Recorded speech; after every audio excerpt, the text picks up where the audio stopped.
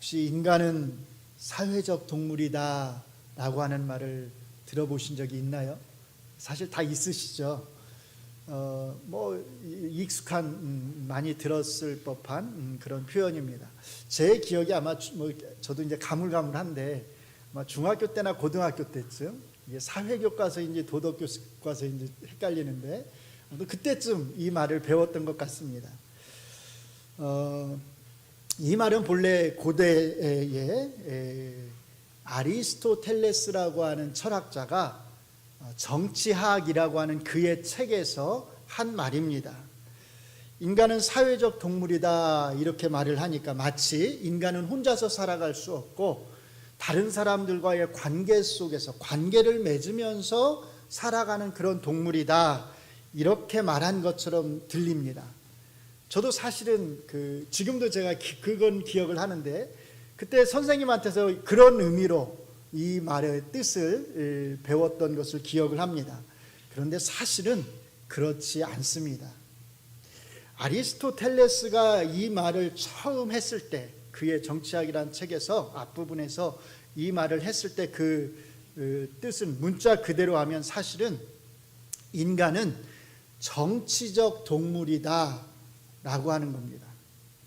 여기에서 정치적이라고 하는 말은 그리스어로 보면 폴리티콘인데요. 이게 폴리가 들어가 있잖아요. 이 폴리라고 하는 말은 폴리스라고 하는 그리스어에서 나온 겁니다. 그리스어로 폴리스는 작은 도시를 뜻합니다. 그리고 이 작은 도시 하나가 고대 세계에서는 하나의 작은 국가를 이루었습니다. 그래서 오늘날로 예를 들자면 이 서울시 있잖아요. 이 시 하나가 하나의 국가였습니다.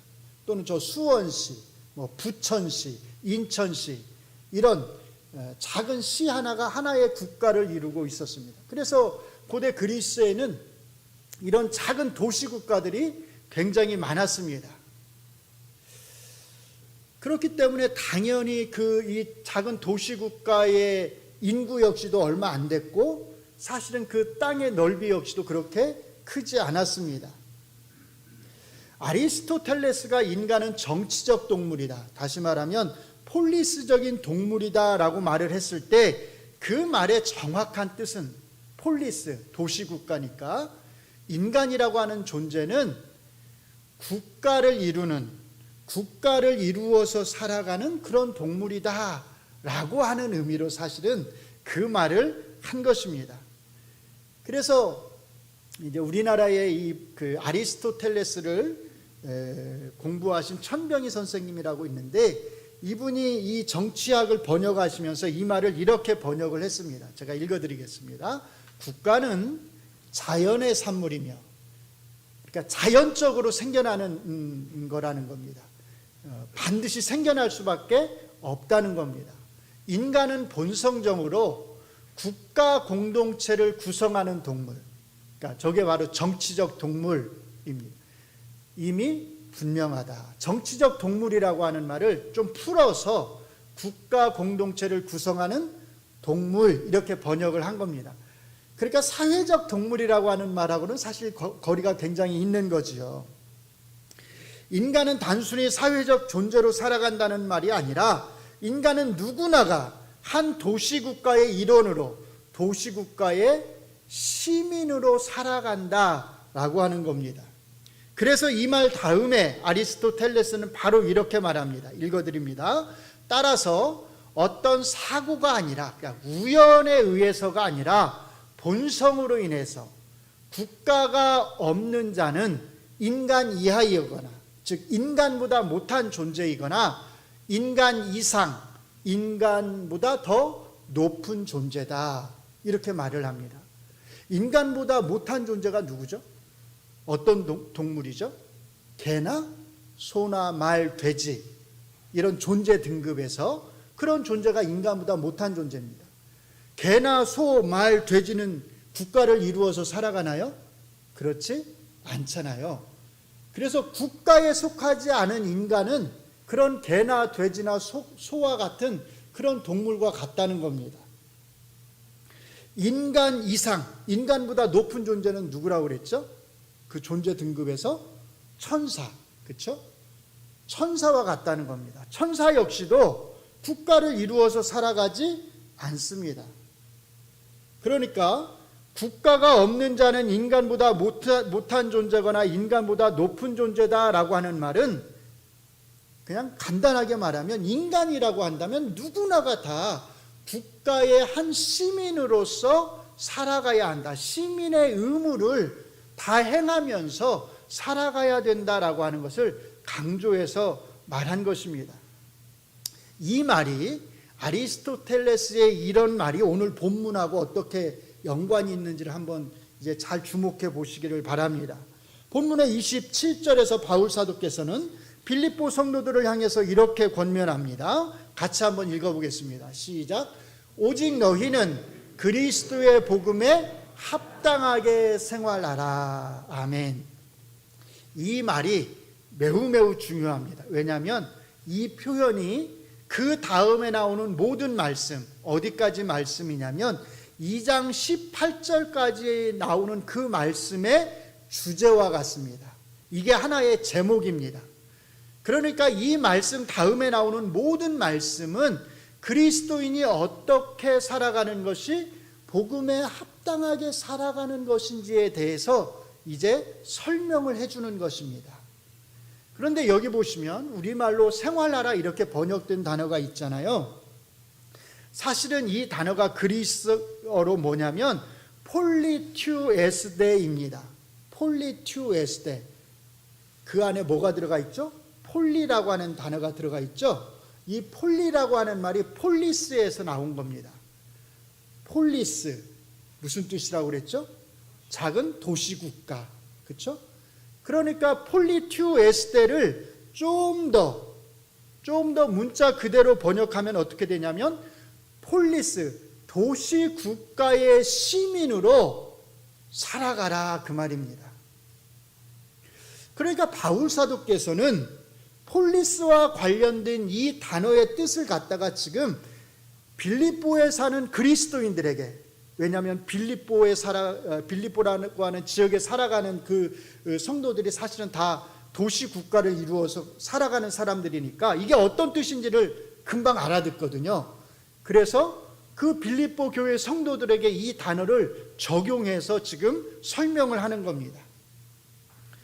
그러니까 여기에서 폴리튜에스데는 단순히 그냥 너희가 도시국가의 한 시민으로서 의무를 다하면서 살아가라 그런 뜻이 아니라 이 말의 궁극적인 뜻은 너희가 하나님 나라의 시민으로서, 하나님 나라라고 하는 폴리스의 시민으로서 그 의무를 다하면서 살아가야 된다라고 하는 뜻입니다.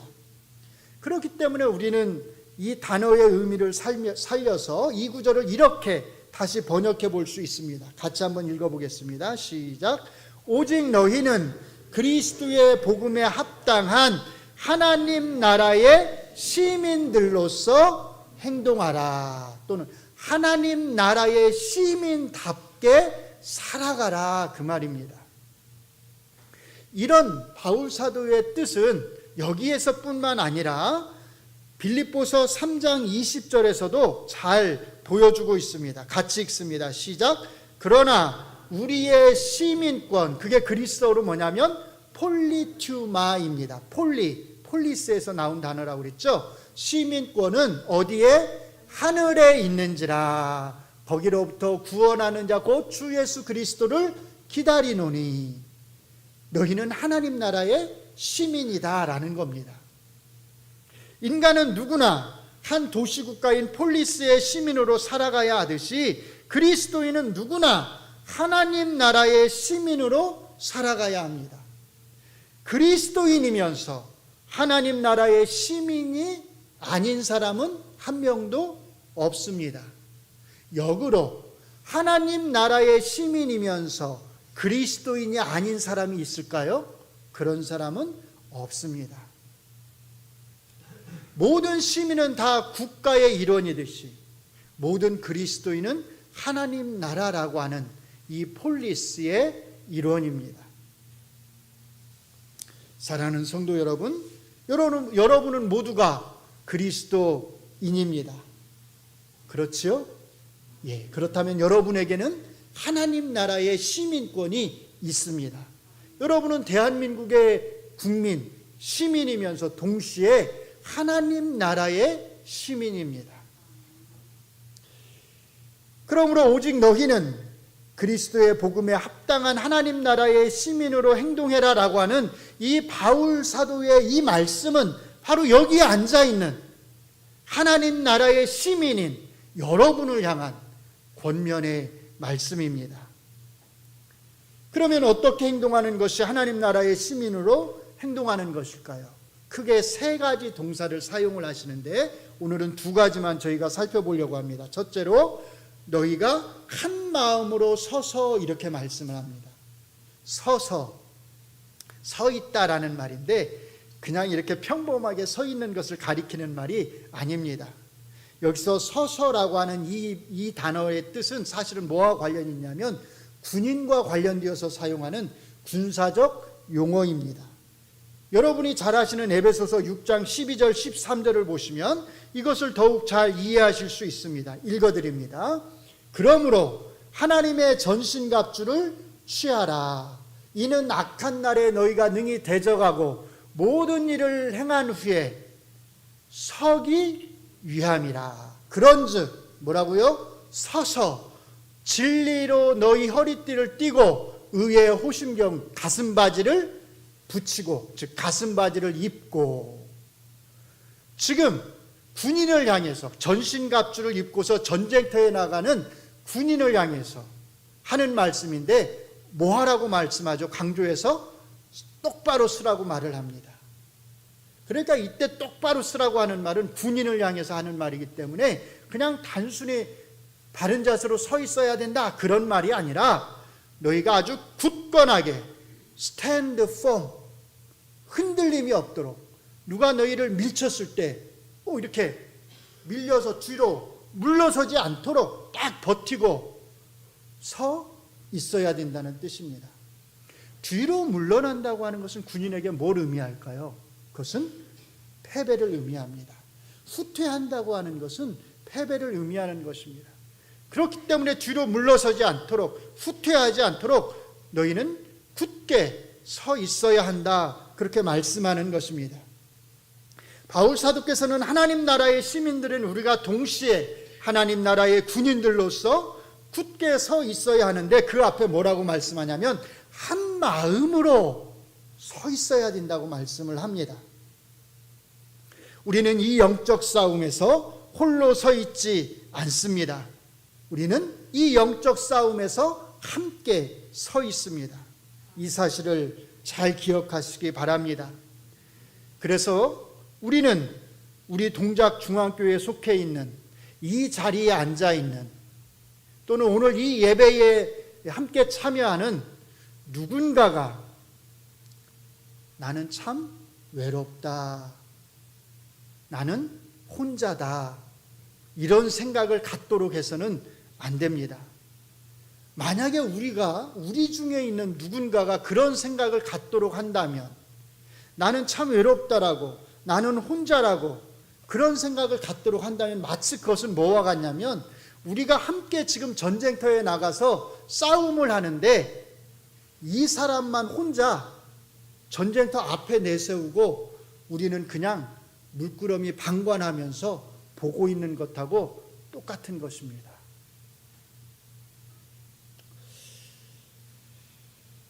저는 예전에 TV에서 우울증에 걸려서 자살한 그 연예인에 대한 소식을 접한 적이 있습니다. 그런데 안타까운 것은 누구나가 이제 그런 식으로 이렇게 목숨을 잃는 분들을 본다면 누구나가 다 안타깝지만 특별히 그 연예인이 그리스도인이라고 하는 사실을 알고서 정말 너무나 안타깝고 또 동시에 좀 의아한 생각이 들었습니다. 아니, 담임 목사님은 뭘 하신 거지? 본 교회의 성도가 오랫동안 우울증에 시달렸을 텐데 그렇게 우울증에 시달리다가 극단적인 선택을 할 때까지 아무런 도움을 주지 않으신 건가? 아니면 함께 믿음 생활을 하는 그 교회 공동체의 성도들은 뭘 한 거지? 함께 공동체 생활을 하다 보면, 믿음 생활을 하다 보면 자연히 특별히 가깝게 지내는 사람들이 생기게 되고, 그러면 자연히 또 관심을 갖게 될 텐데 아무런 관심도 안 가진 건가? 이런 생각이 들었습니다. 물론 한편에서 또 반대로 생각하면 그 연예인이 자기가 우울증으로 고생하고 있다고 하는, 우울증을 앓고 있다고 하는 것을 목사님에게도 숨겼을 수 있고 다른 성도들에게도 숨겼을 수 있습니다. 그러나 기본적으로 교회 목사님과 여러 성도들이 좀 더 관심을 가져주었더라면 좋았을 텐데, 그런 아쉬움은 제 마음에 남아 있었습니다. 어떤 어려움이 있을 때, 그것이 물질로 인한 것이든 아니면 정신적인 어떤 것으로 인한 것이든, 성도님들은 그것을 혼자서 자기 홀로 이겨내려고 해서는 안 됩니다. 어떤 분들은 남에게 신세지는 것을 싫어해서 자기 혼자만의 믿음으로 모든 것을 다 감당하려고 하시는 분들이 있습니다. 그렇게 감당해낼 수 있다면 문제가 없습니다. 그런데 삶이, 그렇죠? 인생사가 그렇게 항상 녹록하지가 않잖아요. 혼자서 감당해낼 수 없는 문제들이 있게 마련입니다. 그래서 우리는 도움을 받을 줄도 알아야 합니다. 사랑의 빚을 질 줄 아는 그런 용기도 우리에게 필요합니다. 성경이 뭐라고 말하죠? 사랑의 빚 외에는 아무 빚도 지지 말라. 역으로 말하면 사랑의 빚은 져도 된다는 겁니다. 대신에 그 빚을 다음에 다른 사람에게 갚으면 됩니다. 저도 혼자서 신학교 때부터 이렇게 서울 올라와서 늘 혼자 생활을 했기 때문에 저는 정말로 너무나 많은 빚을 짊어지고 살았습니다. 늘 빚을 지면서 목사님에게 빚을 졌고 제가 섬기는 교회 성도님들에게 빚을 지면서 그렇게 늘 살아왔습니다. 물론 마음에 부담이 되지요.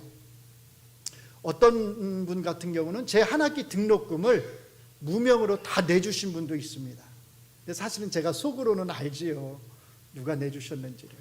얼마나 감사합니까?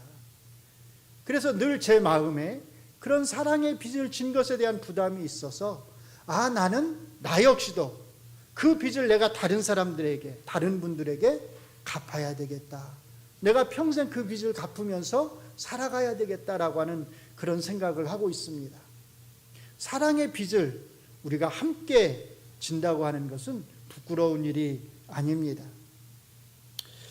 어려움이 있다면, 고난이 있다면, 고민이 있다면 적극적으로 동료 그리스도인들에게 도움을 청하고 기도를 청해야 합니다. 그것이 하나님께서 우리를 이 자리에, 이 한 자리에 모으신 이유입니다. 우리는 동료 군사들로서 빌립보서 2장 25절에 나오는 바울 사도의 표현을 빌리면 함께 된 군사로서, 뭐라고요? 함께 된 군사로서 이 영적 싸움을 싸우고 있습니다. 마찬가지입니다. 다시 한번 강조하지만 우리는 우리의 동료 그리스도인이 그가 누구든 이 공동체 안에서 외롭다고, 나는 혼자라고 그렇게 느끼게 해서는 절대로 안 됩니다. 그만큼 우리는 서로를 잘 챙겨야 합니다. 서로를 돌아보아야 합니다. 바로 그렇기 때문에 우리가 서로 간에 애경사를 잘 챙기는 것 역시도 매우 중요합니다. 우리가 서로 간에 애경사를 잘 챙긴다고 하는 것은 우리가 다른 동료를 향해서 당신은 혼자가 아닙니다. 우리가 옆에 있습니다. 라고 말을 하는 것입니다. 우리가 당신의 그 기쁨과 그 슬픔을 함께 나누겠습니다. 라고 말하는 것입니다. 이때 한 가지 주의할 게 있습니다. 우리가 서로의 애경사를 챙길 때 마치 그것을 품앗이 하듯이 챙겨서는 안 된다는 것입니다. 어떤 분들은 이것을 아주 정확하게 지키시는 분들이 있습니다. 그래서 자기의 애경사에 찾아온 분들에게만 품앗이 하듯이 찾아가고, 자기에게 찾아오지 않은 분들은 그냥 입 싹 닫고 눈을 딱 감고 모르는 척 하시는 분들이 있습니다. 그리고 축의금이나 조의금까지도 딱 그 액수에 맞추어서 내는 분들이 있더라고요. 대표적인 게 저하고 아주 절친한 친구가 한 명이 있습니다.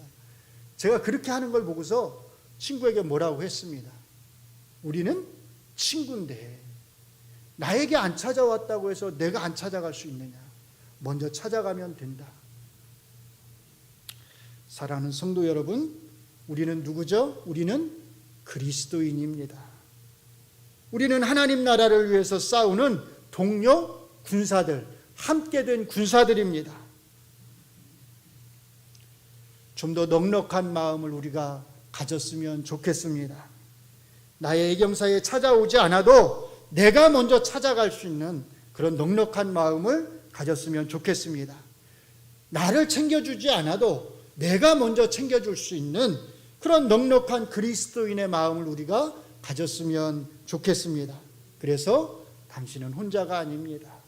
당신 곁에는 언제나 우리가 있습니다라고 하는 것을 알려줄 수 있었으면 좋겠습니다. 너희가 한 마음으로 서서, 바로 이것이 그리스도의 복음에 합당한 시민으로 살아가는 우리 그리스도인들이 갖추어야 될 첫 번째 삶의 모습입니다. 둘째로, 한 뜻으로 복음의 신앙을 위해서 협력하는 것입니다. 앞에서 우리가 살폈던 서서라고 하는 단어가 군사적인 용어라면, 여기 지금 협력하다라고 이렇게 번역된 단어는 운동과 관련된 용어입니다. 그래서 더 정확하게 번역하면 함께 싸우는 것입니다. 함께 애쓰는 것입니다. 어떤 경기에서, 예를 들면 축구나 야구 같은 경기에서 여러 사람이 한 팀을 이루어서 함께 협력해서 경기를 하잖아요. 바로 그것을 지금 빗대어서 표현을 하는 것입니다. 그렇기 때문에 여기에서도 공동체 정신이 한 팀으로서 공동체 정신이 강조되는 것을 우리가 알 수 있습니다. 아리스토텔레스에게 한 도시국가의 시민으로 살아간다고 하는 것은 각자가 시민으로서 자기에게 주어진 그 시민의 의무를 잘 행함으로써 서로 협력해서 도시국가를 강건하게 세워가는 것이었습니다. 마찬가지로 우리가 하나님 나라의 시민으로 살아간다고 하는 것은 하나님이 우리에게 허락하신 그 각자의 은사들을 우리가 잘 활용해서 서로 협력해서 이 하나님 나라의 공동체를 잘 세워가는 것을 의미하는 것입니다. 저는 이 부분에 있어서 우리 동작중앙교회 성도님들에게 너무 감사합니다. 그래서 오늘 이 아침에 여러분 모두에게 그 감사의 마음을 제가 조금 전했으면 합니다.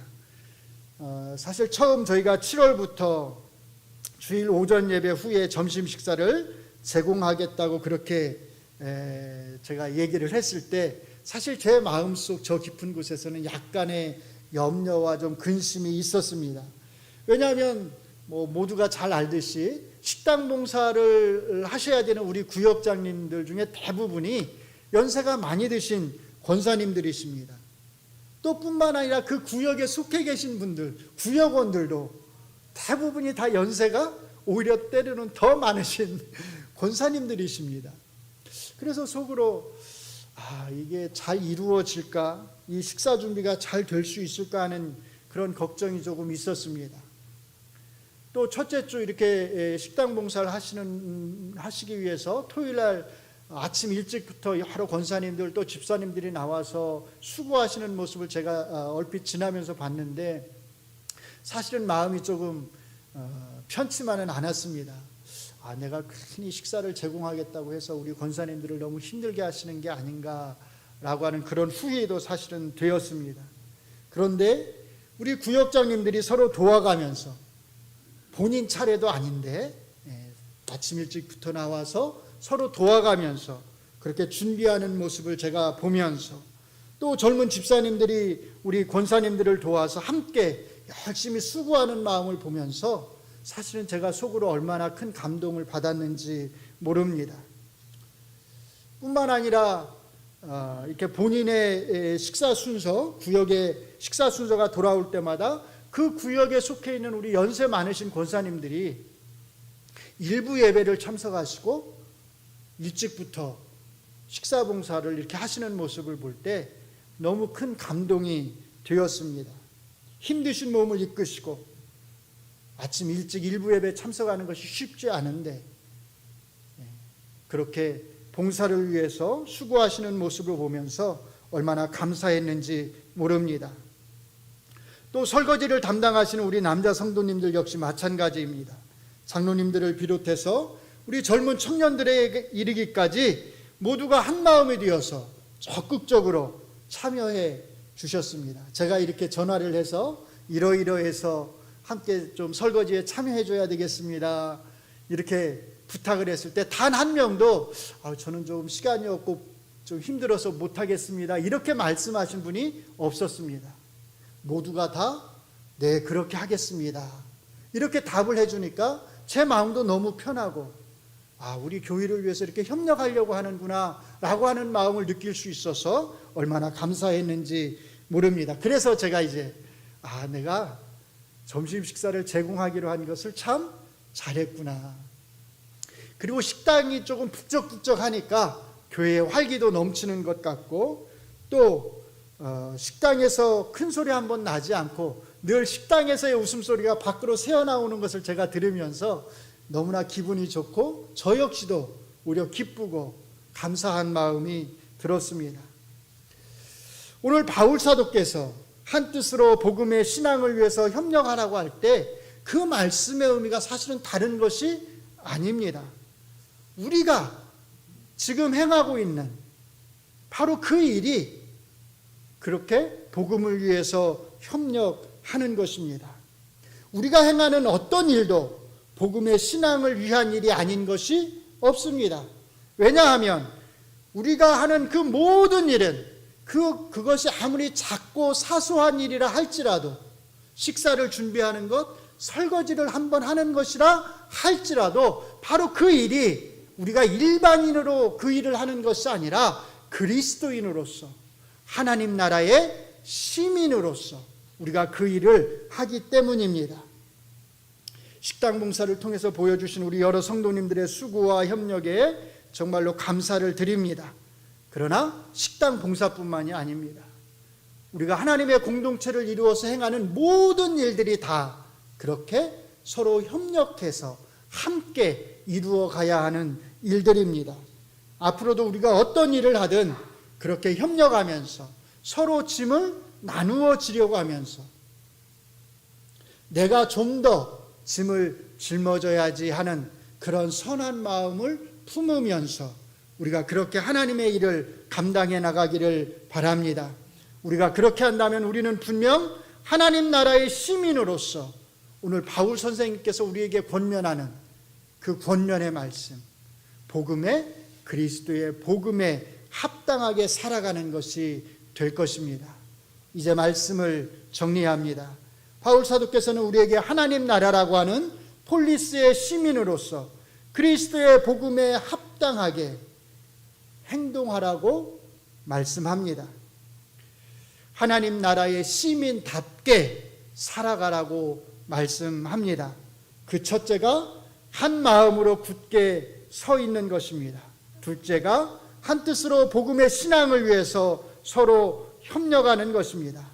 이것이 하나님 나라의 시민으로서 우리가 모든 그리스도인이 보여주어야 될 삶의 모습입니다. 한 마음으로 한 뜻으로라고 하는 공동체 정신이 강조되는 것에 주목하시기 바랍니다. 다시 한번 강조해서 말씀을 드리지만 우리 안에 있는 누구도 혼자라고 하는 외로움을 느껴서는 안 됩니다. 동시에 우리가 한 공동체로서 한 팀을 이루어 어떤 일을 행할 때 방관자로서 그냥 옆에서 물끄러미 지켜보는 구경꾼으로서 그렇게 있어서도 안 됩니다. 함께 참여하는 것이 중요합니다. 지금까지 여러분들이 잘 해주신 것에 너무 감사합니다. 앞으로도 우리 동작중앙교회 대소사간에 적극적으로 함께 잘 참여해 주셔서 이 공동체가, 이 하나님 나라 공동체가 건강한 모습으로 세워져 갈 수 있기를 바랍니다. 기도하겠습니다. 하나님, 우리를 하나님 나라의 공동체로, 공동체의 일원으로, 시민으로 불러주심을 감사합니다. 하나님께서 우리를 이렇게 함께 불러주신 것은 함께 하라고, 너는 혼자가 아니라고 우리를 불러주신 줄로 믿습니다. 하나님의 그 선하신 뜻에 따라서 우리가 더 많이 양보하면서, 더 많이 서로를 품어주면서, 더 많이 관용하면서, 그렇게 부드러운 마음으로 서로를 감싸면서 이 하나님 나라 공동체를 건강하게 세워가게 하여 주시옵소서. 그리스도의 복음에 부끄럽지 않게 하시고 하나님 나라의 시민으로서 부끄럽지 않게 그렇게 우리가 이 공동체를 세워가게 하여 주시옵소서. 예수님 이름으로 기도합니다. 아멘.